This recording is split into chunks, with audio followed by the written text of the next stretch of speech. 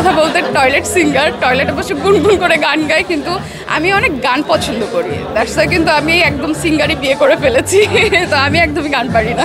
চিন্তা ভাবনা, এখন তো সিনেমা অনেক ভালো হচ্ছে, বাট সিনেমা পেতে হবে, ভালো সিনেমা তো আসলে পেতে হবে না। সিনেমা পেলে তো আসলে কাজ করতে পারছি না। আর সিনেমা আমার অনেকগুলো রিলিজের অপেক্ষায়, আমিও আসলে সেগুলো দেখার জন্য বসে আছি অনেক আগ্রহ নিয়ে। আঁচলের হাজবেন্ডের প্রোডাকশনেতে কোনো সিনেমা আসবে কি নাকি?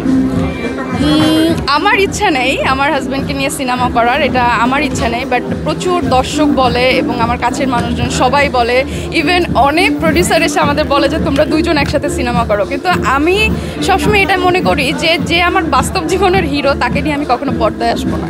অনেকেই বলতেছে যে আঁচলের হাজবেন্ড তামিলের বাইস্ট আছে, এই ব্যাপারটা নিয়ে যদি বলি তাহলে তো একটা সিনেমা করা যায় কি নাকি?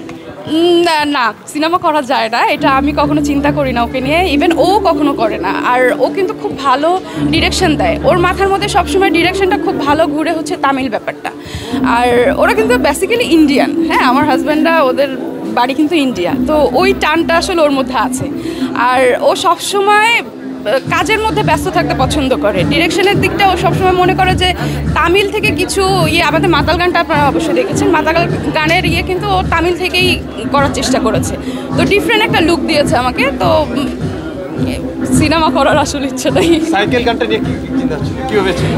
অ্যাকচুয়ালি সাইকেল গানের ট্র্যাকটা আসলে অনেক সুন্দর, এত দ্রুত এবং এত বেশি ভালোবাসা পাবো সাইকেল গান থেকে, এটা আমাদের আসলে প্রত্যাশা ছিল না। বাট গানটা একটা টার্গেট সং ছিল।